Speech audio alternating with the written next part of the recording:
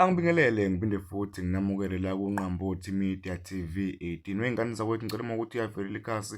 Ngicela wenze kufanele ucofa subscribe ulike bese uphinde udlulise ukuphawula lapha ku-comment section. Uphumelo balo umculi kaMaskandi umthandeni igcukamelisha waqeqa amagula egonoluka eyibongela kubalandeli abamsekile emculweni babamseka futhi nasemsakazweni Ukhozi FM. Umthandeni ke ube futhi seveza indaba zokuthi uzomukela yonke into evela kubalandeli ngabe okuhle kungaba okubi. Uthi ke uyacela ukuthi abalandeli bengamtotosi sengazuthi uyingane ezalwa undodakazi. Lo mculi kaMaskandi ke uveze izindaba ngesikhathi ekhuluma kunanzi ivideo elandelayo. Kanti ke ungakhohlwa ukucofoza usubscribe nansi ivideo. Ngongenambandela nje nangaphandle kokuthemeleza. Siyabonga kakhulu noma nje ngiyabonga kakhulu mina ngingumthandeni. Ngiyabonga kakhulu bafowethu kubantu abangikhulisile nje ngimncane kwaya ngakhula nje ngaze ngaba indojiyana njengoba sengindojiyana ngoba phela ngikagani ngithi ngindoda ukupheleleyo.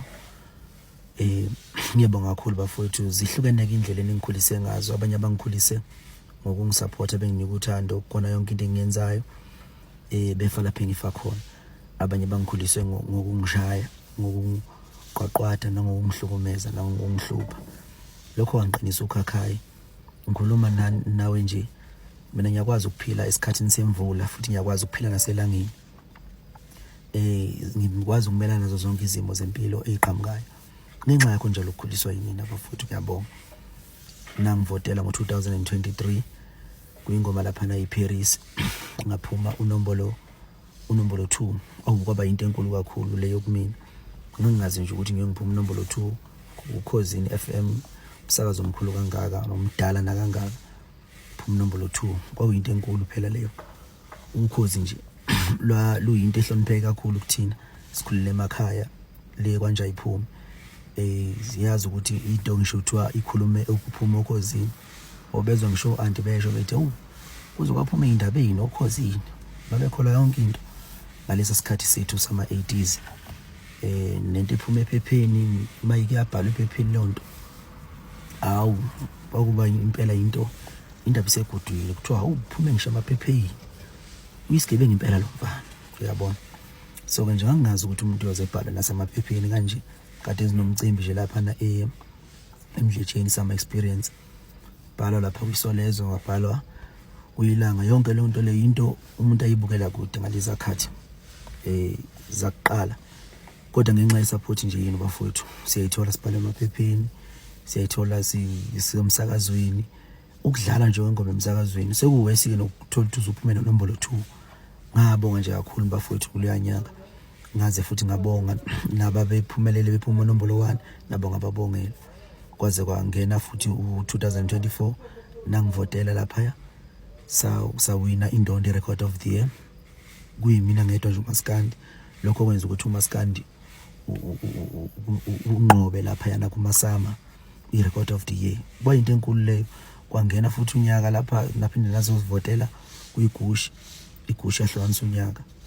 Kwamnandi nje kakhulu bafowethu abantu nokuyinto engayigcina kudala ukubona abantu bejabule kanje. Ngiyakhumbula nje ngalezi akhathi zama 90s kukhona ingoma kaSisi uBrenda Fassie eyayithi vula indlela weMamgobhozi ngosukuba nomona unyana wami uyashada namhlanje. Kanjalo kwaba khona uMandozi inkalakatho kwaphinde kwaba khona umlilo wePignancy uyashisa ngawulokothi. Kuningi nje bafowethu angazi ngabala ngithini zingane zakwethu enikwenze kumina nikwenze nakwabanye. Angilindele okuhle kodwa anongifakela okuhle niphinde futhi ningifakele nesishebo futhi senhlupheko nobunzima ngoba mhlazana ngitotosa angeke ngibe umthandeni lo.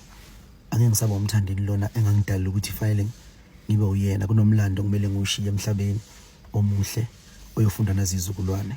Uma ningitotosa ningitotosa njengengane yendodakazi angeke ngikwazi ukuthi ngikufeze konke kufanele ngizokufeza emhlabeni.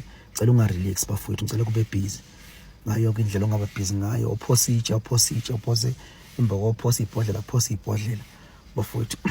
Ngiyabo nje kube njenge accident nje ukushaya umphakathi bafowethu. Kuyangiqinisa lokho mina yangilelela kakhulu.